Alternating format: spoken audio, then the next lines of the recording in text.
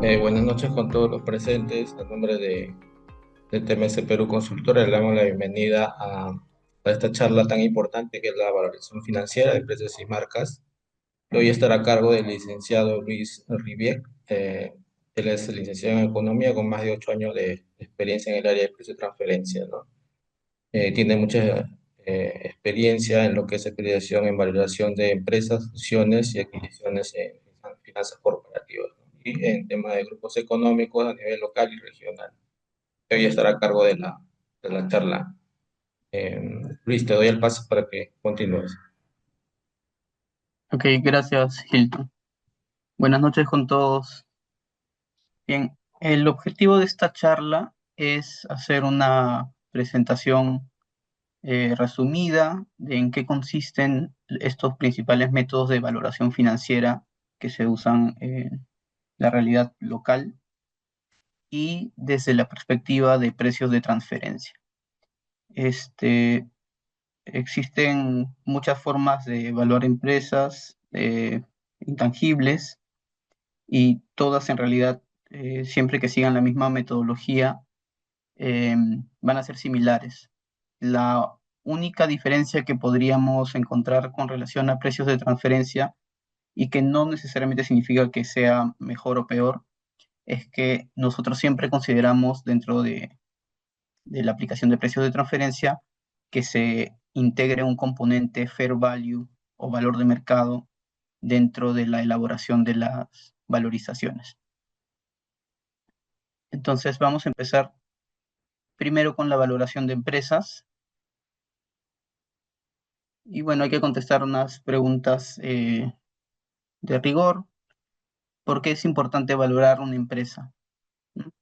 En los últimos años se han visto más operaciones de compra-venta de acciones, de fusiones, adquisiciones o joint venture dentro del mercado internacional y también local. Esa ha sido la tendencia en los últimos años, en las últimas décadas, de hecho. Entonces, eso también ha significado que estas operaciones, sobre todo cuando se dan entre partes vinculadas, eh, llamen la atención de la administración tributaria. Y por otro lado, al tratarse de fusiones y adquisiciones, estamos hablando de montos importantes, por lo que también hay impuestos de por medio que también eh, han jalado la atención de SUNAT, ¿no? Entonces, eh, la primera importancia para valorar empresas sería la compra o venta de acciones o también de la empresa en su totalidad, ¿no? Normalmente estas compras y ventas de acciones en el mercado se dan sobre todo en grupos, dentro de grupos económicos. Entonces, al ser parte del mismo grupo, estas compras de acciones están sujetas al ámbito de aplicación de precios de transferencia. Lo mismo en el caso de que se esté comprando o vendiendo una empresa en su totalidad. Las fusiones, adquisiciones o joint venture, también como ya las mencionamos, que también se están dando con mayor frecuencia. En tercer lugar, es importante porque nos permite comprobar si es que la empresa ha ganado o ha perdido valor. De repente, a través de los años, la empresa puede estar vendiendo más, pero ha habido un aumento también de sus costes y ha generado que sus flujos al final no necesariamente hayan permitido ganar valor o el valor esperado por el accionista, ¿no? Entonces, es una métrica importante la valoración de la empresa como comparativo. Otro punto es recoger información del valor de las acciones para fines fiscales, ¿no? Lo que estaba comentando al inicio. Eh, Otro punto sería la reorganización societaria, también la búsqueda de financiamiento, en el caso de que se esté solicitando financiamiento de instituciones bancarias de montos importantes, también nos van a solicitar una valorización de la empresa. Y por último, la oferta pública de adquisiciones, en el caso de empresas que coticen en bolsa, entre muchos otros motivos. Esta es justamente una gráfica que busca reflejar cuál es la tendencia campo de las fusiones y adquisiciones, ¿no? Desde las últimas 3 décadas, la tendencia ha sido a crecimiento. Hasta el 2017 es esta gráfica. En los últimos 3 años, sin embargo, ha habido, a partir de la pandemia, ha habido una reducción porcentual poco significativa en el caso del número de fusiones y adquisiciones, con leves recuperaciones en el año 2023. Sin embargo, lo que sí ha crecido es el valor de esas fusiones y adquisiciones, porque son empresas que han ganado más valor a través del tiempo. Ahora, ya para entrar al campo de las metodologías, es importante definir lo que es el valor, ¿no? Eh, Hay 3 definiciones: eh, lo que es el valor en libros, valor de mercado y el valor intrínseco. Pero básicamente un valor es la magnitud que permite comparar los bienes económicos en función de su utilidad. Se dice que para que un activo eh, se considere valioso o que tenga valor, tiene que generar flujos económicos. Entonces, la primera aproximación al valor en libros es lo que conocemos como eh, muchas veces valor contable. Es un costo histórico que también resta la depreciación o amortización acumulada de los activos. Es un valor puntual que no recoge el valor futuro potencial que puede tener el activo. Por otro lado, tenemos el valor de mercado, que es el precio al que se puede vender un activo en un mercado competitivo. Este valor de mercado es justamente donde confluyen las fuerzas de oferta y demanda y se llega a un precio, ¿no? En precio de transferencia, este es el valor que utilizamos normalmente para analizar operaciones que se encuentren a valor de mercado. Y el punto 3, que está relacionado a la valorización financiera, es el valor intrínseco, que es el valor que presenta el valor presente estimado de todos los flujos de efectivo futuros esperados del activo, descontados a una tasa de rendimiento. Esto es lo que nos dice la teoría económica muchas veces, que la suma de las partes no es lo mismo que el todo, ¿no? Desde el punto de vista del valor intrínseco, un activo no, o el valor de un activo, mejor dicho, no está dado por su valor actual, ni la suma de sus partes, sino por los eventuales flujos futuros que pueda generar.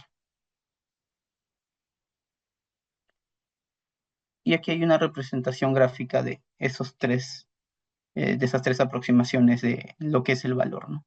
A nivel patrimonial, es por ejemplo el caso de eh, una cabeza de res, de ganado, sería el valor de la suma de sus piezas, ¿no? Desde el punto de vista del patrimonio. Desde el punto de vista del flujo de caja, el valor intrínseco es la capacidad que esa misma cabeza tiene de generar riqueza a través del tiempo. Entonces ahí se ve, por ejemplo, podría extraerse eh, leche, producir algún lácteo o usar a la vaca para actividades agrícolas hasta el final de su vida, donde también tendrá un valor final de reposición. Y finalmente el método de múltiplos, que sería lo que es el valor de mercado, donde simplemente se establece cuál sería el valor que el mercado está dispuesto a pagar de acuerdo a las características que tenga el producto o servicio.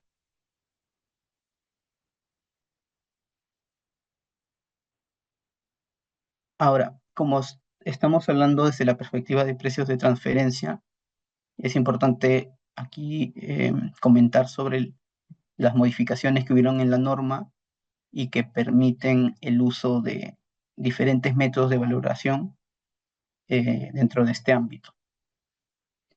Por ejemplo, en el 2022, el decreto legislativo 1539 modificó el artículo 32A de precios de transferencia, donde se indica cuáles son las metodologías permitidas para el análisis de precios de transferencia, ¿no? Normalmente se tenía el precio comparable no controlado, el margen neto transaccional, eh, eh, precio de reventa, costo incrementado. Ya eran metodologías que están normadas, reguladas y ya se tenían establecidas hacía mucho tiempo. Sin embargo, habían operaciones o hay operaciones como la compraventa de acciones o de empresas que no necesariamente pueden ser analizadas bajo esas metodologías. Entonces, no había realmente una forma de analizarlas sin llegar a utilizar valoración financiera. Entonces, con ese decreto legislativo se modifica la norma y se permite el uso del método de flujo de caja descontado, valoración financiera, en este caso para activos o empresas que cotizaban en bolsa. Y es hasta el 2024, con el decreto legislativo 1663, que entra en vigor el 1 de enero del 2025, donde también se establecen nuevos métodos de valoración que incorporan los métodos de valoración para operaciones en el ámbito de precios de transferencia para acciones que no están cotizando en bolsa. Estos métodos son el método del flujo de caja descontado, método de múltiplos, método de participación patrimonial, tasación, entre otros. El más utilizado y el que vamos a revisar es el método del flujo de caja descontado. Ya. Habíamos dicho que un activo tenía valor a partir de su capacidad de generar flujo de fondos. Entonces, ese es el punto de partida para la aplicación del método del flujo de caja descontado. Se entiende que la empresa va a generar flujos a través del tiempo en un horizonte dado y esos flujos se van a traer a valor presente mediante una tasa de descuento. Entonces, los puntos o elementos fundamentales para la evaluación van a ser primero el horizonte de planeamiento, después la proyección económica y financiera, el valor residual de la compañía, la tasa de descuento, entre otros.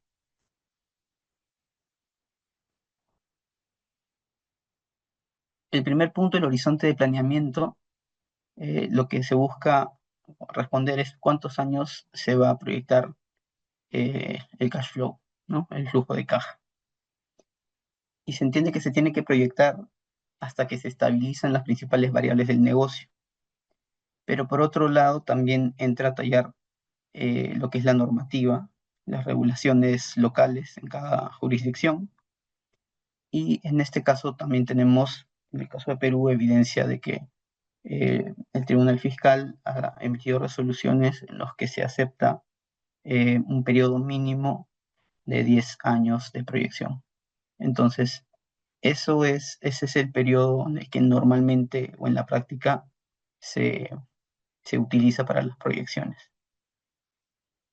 En algunos casos particulares también se proyecta hasta el final de vida del negocio, cuando se sabe que es un negocio puntual, que va a tener una duración tal, pero en la mayoría de negocios se entiende que la empresa va a durar más allá de ese periodo que se está considerando para la proyección o para el cálculo, y por lo tanto al final tiene que haber un valor residual que también tiene que incorporarse al momento de que se quiera capturar el valor con la tasa de descuento.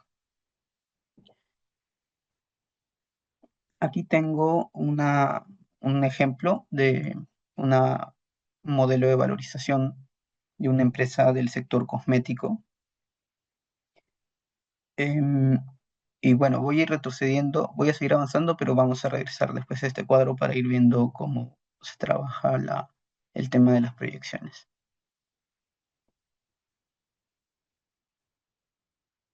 En cuanto a la proyección económica y financiera, em, hay varios factores son importantes, y sobre todo los que se tienen que tener más cuidado, viene a ser el estudio de los ingresos, cómo se van a proyectar los ingresos.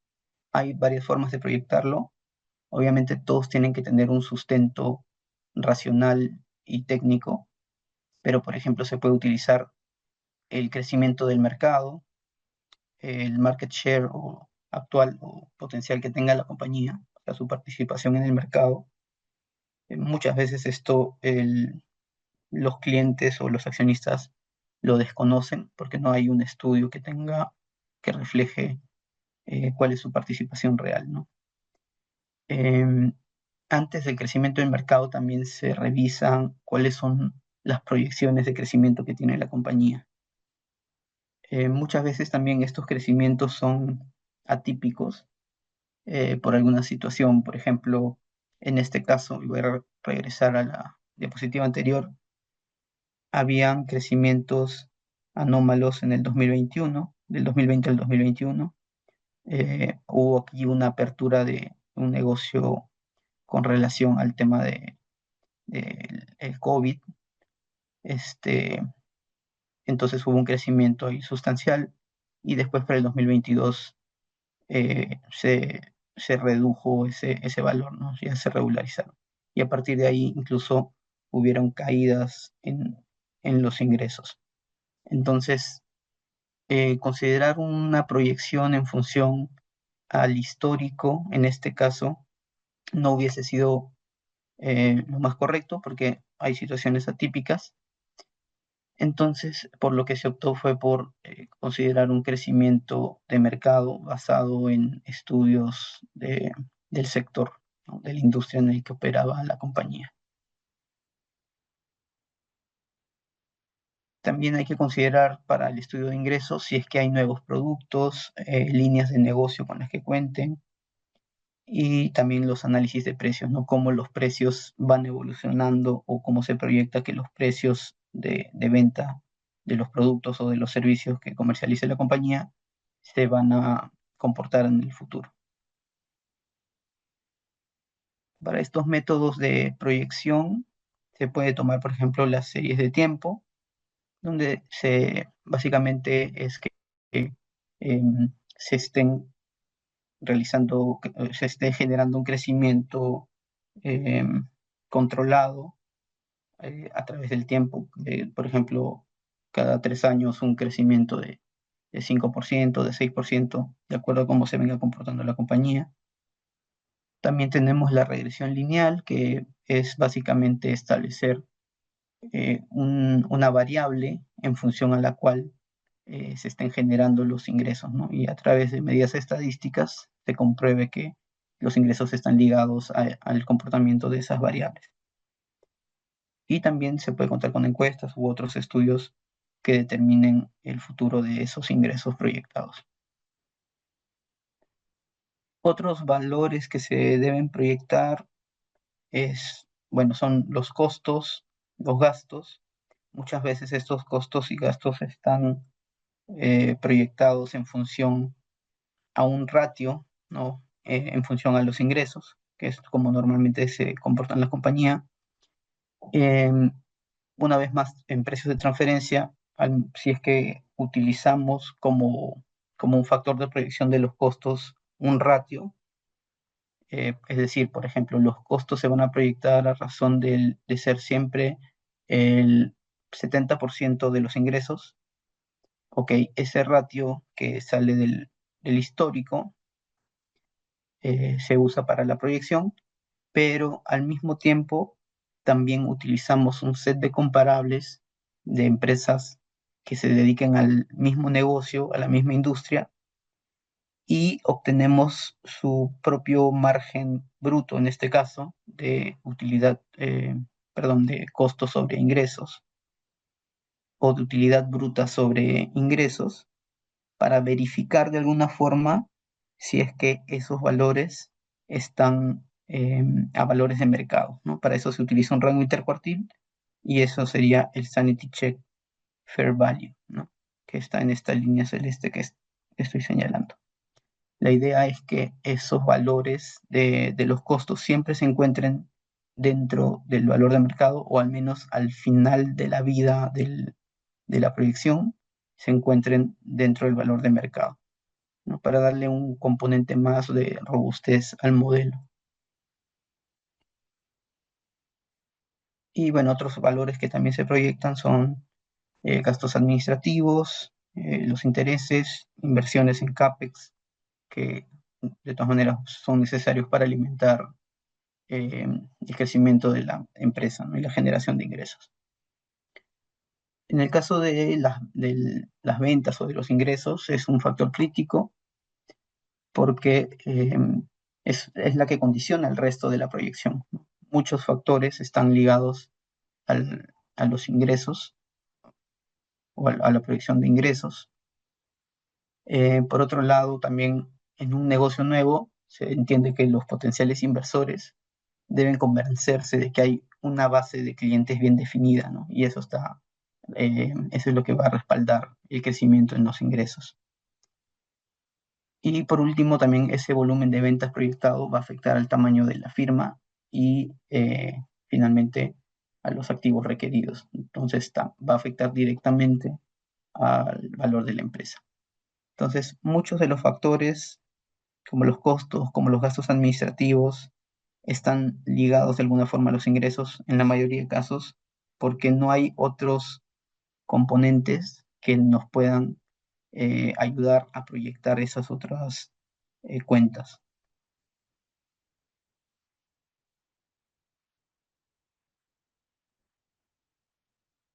Y también, así como se proyectan las cuentas del estado de resultado, también se proyectan las cuentas del balance. La mayoría se mantienen con un crecimiento regular o estable, pero las que merecen mayor atención son estos rubros que en algunos casos se llaman rubros de generación espontánea, que son las cuentas por cobrar, inventarios y deudas comerciales, ¿no? Son más volátiles y para proyectarlas lo que se utilizan son ratios en función a los días de venta, bueno, días de cobranza, eh, todos estos ratios que normalmente se ven en análisis financiero, eh, para calcular el número de días de cobranza, el número de días de eh, cuentas por pagar, etcétera. Se utilizan de manera inversa y se proyectan estas cuentas.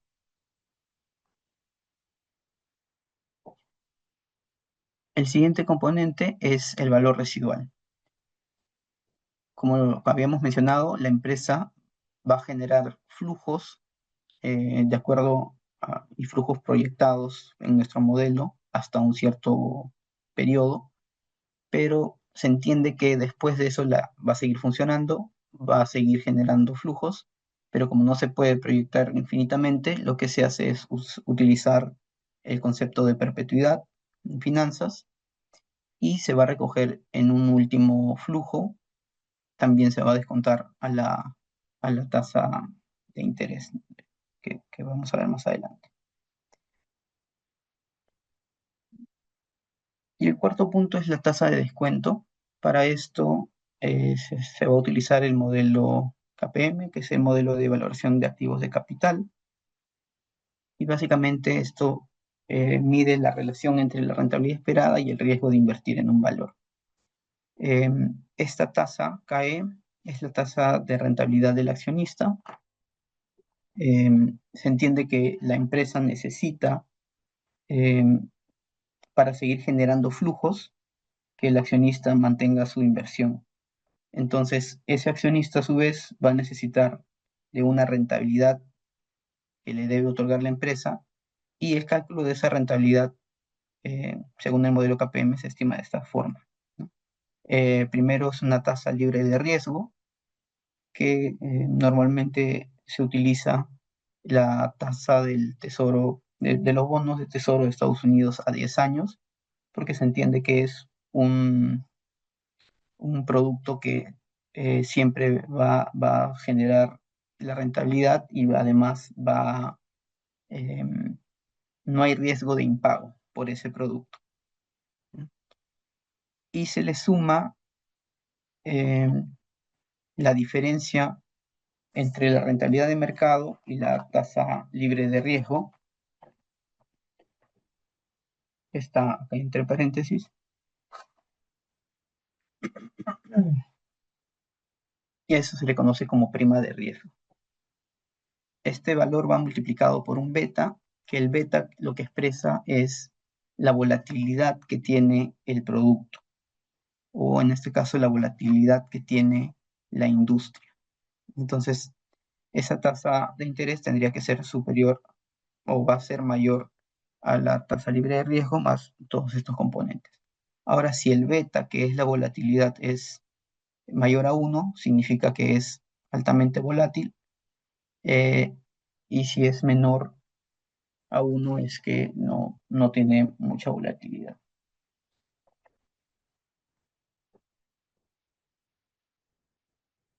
Y el siguiente concepto que tenemos es el WACC, que es finalmente la tasa de descuento que se va a utilizar justamente para descontar los flujos. Y el WACC no es otra cosa que el costo medio ponderado de la financiación de la empresa. O sea, es el promedio del coste de los fondos propios y de la deuda, pero ponderando el peso que tiene cada uno dentro del balance de la empresa. Por eso que en este caso se está usando la rentabilidad del accionista, pero ponderándolo por eh, el peso que tiene dentro del balance. Por ejemplo, sería el costo de oportunidad del accionista por el peso del patrimonio neto en el balance, más el costo de la deuda después de impuestos por el peso de la deuda en el balance. ¿No? Eso se le conoce como costo medio ponderado de financiación de la empresa. O sea, básicamente porque tiene que haber un balance en la forma en la que la empresa se financia, ¿no? Con recursos propios, recursos del patrimonio y con financiamiento. Y eso es lo que recoge el WACC.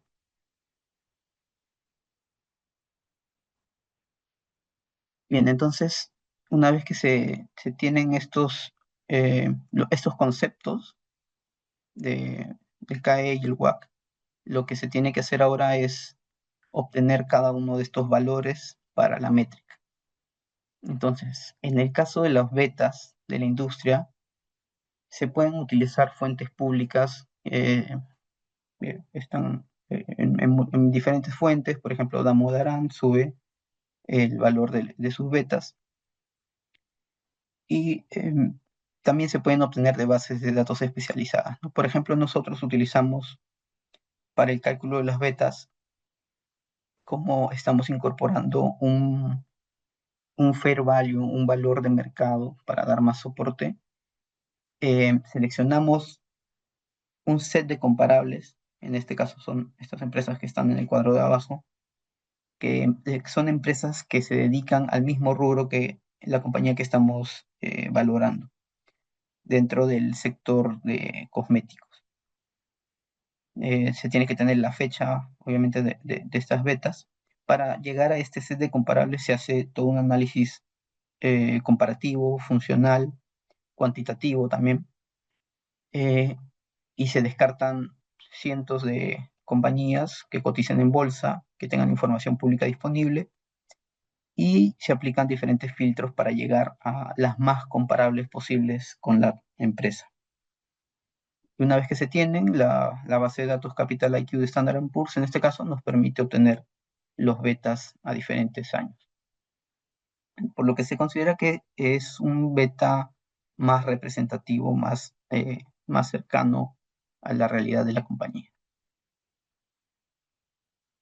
Del mismo modo, para calcular el riesgo país, también se puede utilizar el ENVI del país, o también se pueden utilizar los CDS, Credit Default Swaps, en este caso son de Perú, también a la fecha de corte, para representar cuál es eh, el riesgo del país que se va a utilizar para calcular el CAE. Y bueno, con estos valores, finalmente se tiene la tasa libre de riesgo, los betas por empresa, la proporción de deuda, de deuda y de equity, el riesgo país, y se obtiene, de acuerdo a la fórmula que ya hemos visto, el CAE y posteriormente el WACC. Ahora, ese WACC es el que se utiliza para traer a valor presente todos los flujos que genera la compañía a través de los flujos proyectados de la compañía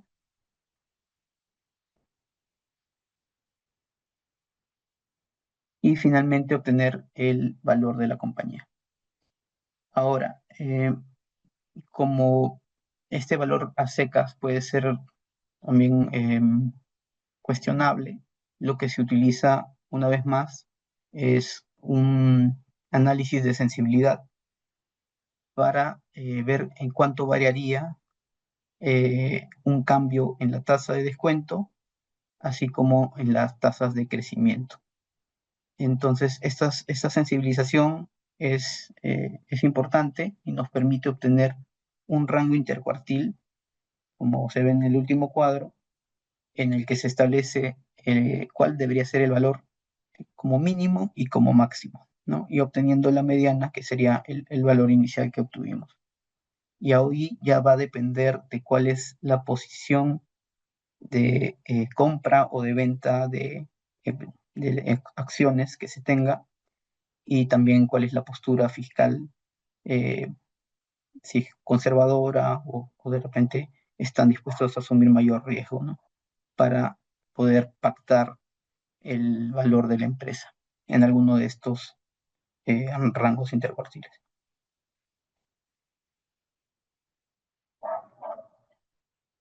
Eso es con relación a la valoración de empresas. Es un método únicamente flujo de caja descontado. También lo que se estila es con el fin de eh, verificar estos valores, aplicar otra metodología que viene a ser el método de múltiplos. Este método de múltiplos lo que hace es estimar el valor de la empresa en función a diferentes ratios obtenidos a partir también de empresas comparables, ¿no? Se utiliza, por ejemplo, el valor de EBITDA sobre ventas y este ratio es el que se utiliza para eh, calcular el valor de la empresa, ¿no? Utilizando para esto el valor de la empresa de las comparables. Este método es, eh, digamos que más rápido, más directo, pero tiene muchos cuestionamientos porque los valores de las compañías eh, son normalmente empresas que cotizan en bolsa, son empresas más maduras, ya robustas, y por lo tanto pueden tener ratios distintos, ¿no? Entonces, normalmente solamente se utiliza como sanity check cuando ya se ha aplicado una metodología como la del flujo de caja descontado.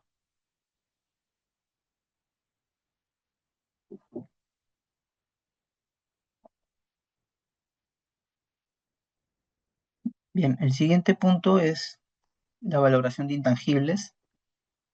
Este, esta valoración también, estas operaciones con intangibles también han cobrado bastante importancia. Aquí hay una gráfica que muestra eh, cuál era el valor de los intangibles dentro de una compañía o cómo estaba compuesto el valor de la compañía. Por ejemplo, en 1975, solamente el 17% correspondía al valor de intangibles, mientras que el 83% eran netamente activos tangibles, ¿no? Como propiedad, planta y equipo, inventarios, efectivo. Y vemos que para el 2020 ya cambió completamente. Ahora el 90% del valor de la empresa está dada por los intangibles. En este caso son datos de las Standard Poor's 500, que son las 500 empresas más importantes que cotizan en bolsa.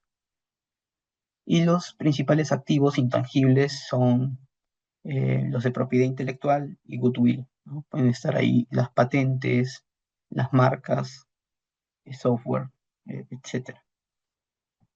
Entonces su uso está siendo cada vez más frecuente, ¿no? Incluso en el Perú también se está viendo cada vez más operaciones entrevinculadas que involucran intangibles. Ahora, el método, en el caso de los intangibles, y más concretamente para valorar una marca, que es el activo intangible que con más frecuencia eh, se observa dentro de las operaciones entrevinculadas, es el método Relief from Royalty.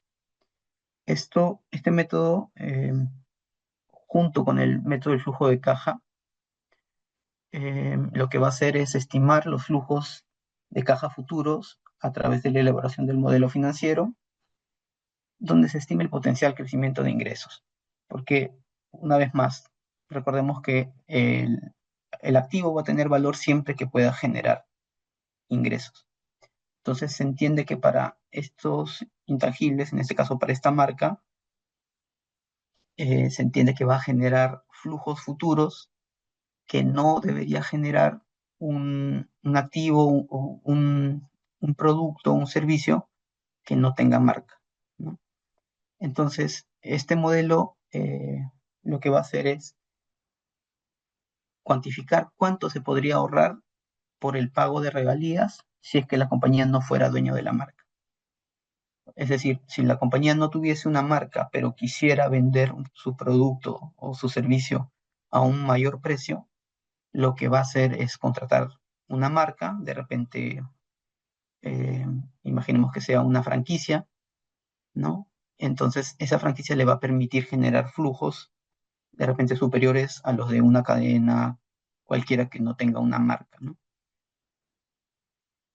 Entonces, eso es lo que se va a medir aquí, ese ahorro por ese pago de regalías que no se está haciendo porque ya se tiene una marca. Para este método son importantes los flujos de caja descontados.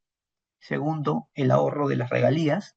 Y ese ahorro de las regalías se va a obtener a partir de contratos comparables, ¿no? Una vez más, utilizamos eh, lo que son precios de transferencia para para obtener contratos que se hayan dado entre partes independientes, pero que se relacionen al pago de regalías por uso de marca. Y para eso se utilizan bases de datos. Y finalmente, y también es súper importante identificar los gastos de marketing, comerciales o publicidad que se han utilizado para alimentar a la marca. Em, Como todo activo, el intangible, en este caso la marca, por sí solo no puede seguir generando flujos si es que no se le realizan inversiones a favor, ¿no? Por ejemplo, una maquinaria necesita de operadores, necesita de insumos, reparaciones, etcétera, para mantenerse generando, eh, no sé, por ejemplo, algún producto. Y lo mismo un intangible. Si el intangible no tiene gastos de marketing, de publicidad, de algún informe, estudio que vea la salud de la marca, esa marca no va a poder generar flujos, o por lo menos no al mismo nivel, ¿no? Entonces, además, es importante para este modelo porque sin estos gastos no se puede realizar la evaluación.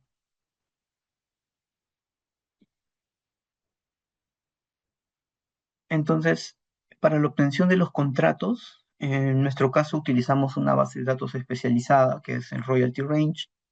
En esta plataforma es especializada para precios de transferencia. Se puede obtener eh, contratos de partes independientes, igual que en el caso de la búsqueda de partes de empresas comparables, se indica cuáles son los tipos de intangibles que se necesitan. Se puede filtrar por periodo, indicar algunas palabras clave o selección de la industria en la que se encuentran estos contratos. Se procede a hacer los filtros respectivos y se obtienen eh, finalmente el set de contratos y sobre todo la tasa de regalía que se pactan en estos contratos. Aquí hay un ejemplo de valoración de marca. En este caso ya se tiene definida eh, una tasa de impuestos, se tiene la tasa de regalías, y esa tasa de regalías, como les decía, va a salir de un set de contratos. Aquí, por ejemplo, estoy mostrando el set de contratos empleados y en la última columna se encuentran las tasas de regalía. Estas tasas de regalía normalmente están basadas en ventas, es decir, que se está pagando por el uso de esas marcas, 10% sobre las ventas, 3%, 1%, etcétera. Y lo que hacemos para el modelo es calcular un rango intercuartil.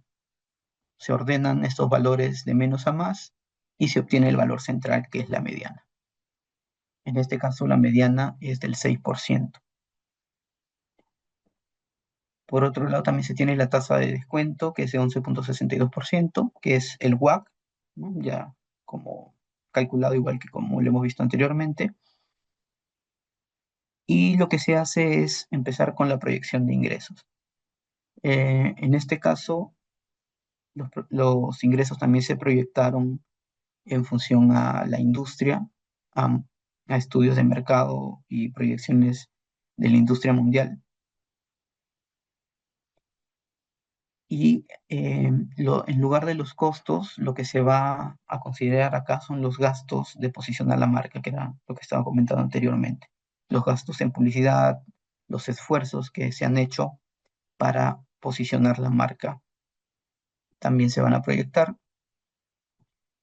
Y en este caso también es importante mencionar que no solamente para fines de la modelación de la valorización del intangible es que es importante estos gastos de posicionar la marca, sino también cuando se cobran regalías por uso de marca, cuando un accionista, por ejemplo, es dueño de una marca y cobra regalías, no basta con que se tenga un contrato con la tasa de regalía, ni que esa tasa de regalía esté a valor de mercado porque se sustenta en un estudio de precios de transferencia, sino que además SUNAT ahora está eh, realizando en sus fiscalizaciones, comprobando la sustancia, la fehaciiencia, obviamente, y la causalidad de, de cobrar estas regalías.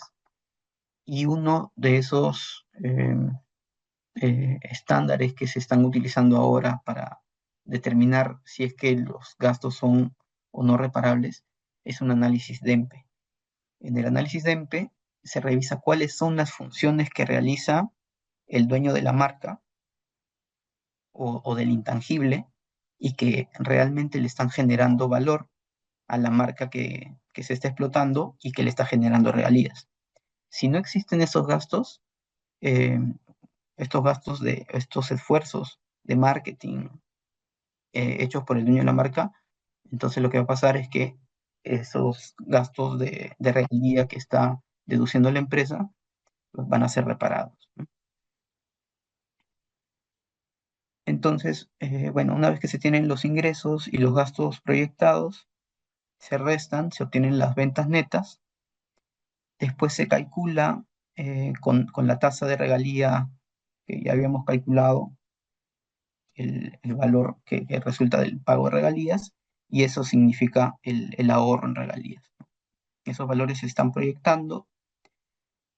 También se calcula eh, un valor sobre el margen de EBITDA, o sea, se divide el resultado integral de estos ahorros por regalías sobre el EBITDA para comprobar qué porcentaje del EBITDA está asociado a este pago de regalías, ¿no? La idea es que eh, después a ese valor se le calcula el 25%, que es como una regla de oro, eh, más,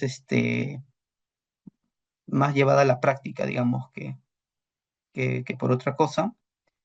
Y ahí lo que se entiende es que si esa tasa de 7,61%, que es el 25% del porcentaje que corresponde a la EBITDA, es menor a la tasa de regalía, entonces no se debería pagar por una regalía. Digamos que este es el tope, ¿no? 7,61% sería una tasa de regalía tope, eh, y que un exceso de eso significa que está perjudicando al EBITDA de la compañía. Pero finalmente se calculan también los impuestos y finalmente se aplica el factor de descuento en función a la tasa para tener el valor presente de los flujos, igual que con el método del flujo de caja descontado. Entonces, acá se están combinando esos dos métodos, flujo de caja y el relief from royalty. Y así se llega al valor de la marca, del intangible, de la marca. En este caso, igual se aplica una sensibilidad para tener el rango inferior y el superior en función a cuáles sean eh, las decisiones de los dueños de la marca y de la empresa en función a este pago que se va a hacer por la marca. Y eso sería en todo de mi parte con relación a esta valoración financiera. Luis, hay una consulta que te hicieron en el chat. Eh, Rosa hizo una consulta, dice, los valores del método del flujo de caja descontado tendrían que ser reconocidos contablemente y financieramente. Sí, o sea, el flujo de caja descontado está relacionado a las proyecciones y esas proyecciones salen normalmente o se alimentan del valor histórico contable. Entonces, están alineados a su contabilidad histórica y sobre eso se efectúan las proyecciones.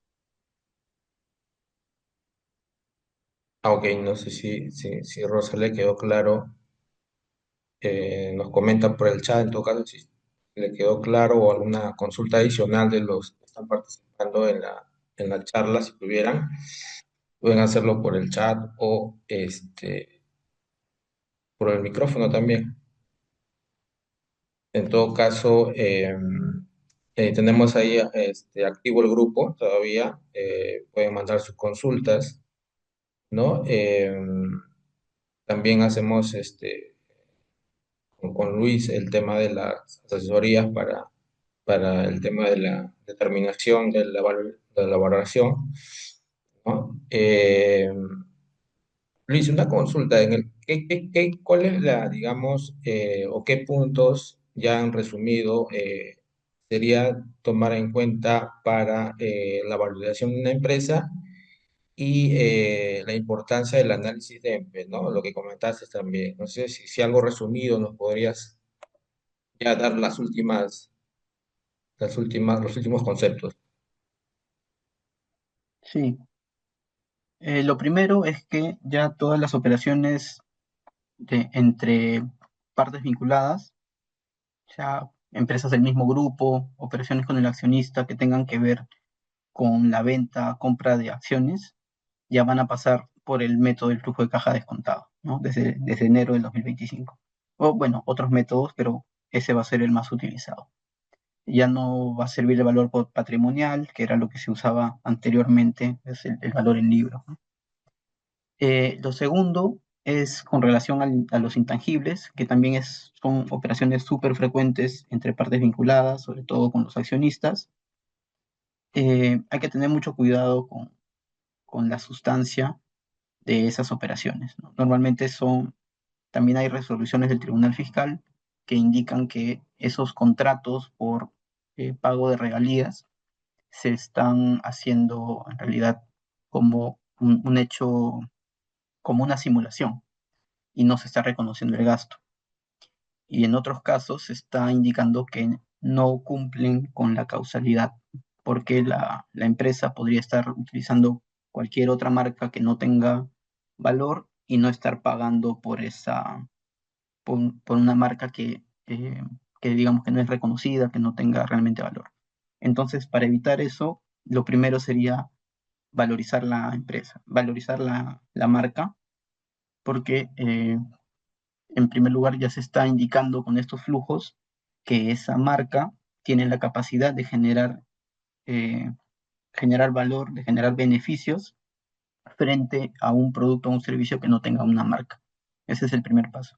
Y lo segundo sería cumplir con el análisis de EMPE, o sea, cumplir con un análisis, una revisión de cuáles son las actividades que están cumpliendo las partes, tanto la empresa como el dueño de la marca, y qué es lo que están haciendo por mantener el valor de este intangible, ¿no? Si es que están ayudando en el desarrollo, en el mantenimiento, la mejora, la protección y la explotación del intangible. Si no se cumplen o si no se demuestran esas funciones, muy probablemente los gastos sean reparados. Bueno, agradecerles a todos por su participación del día de hoy. Igual cualquier consulta me pueden hacer llegar también agradecerles a todos por su participación de hoy. Buenas noches. Gracias Luis también por tu participación. Gracias, Hilton. Gracias a todos. Buenas noches. Buenas noches. Gracias, buenas noches. Buenas noches con todos. Gracias.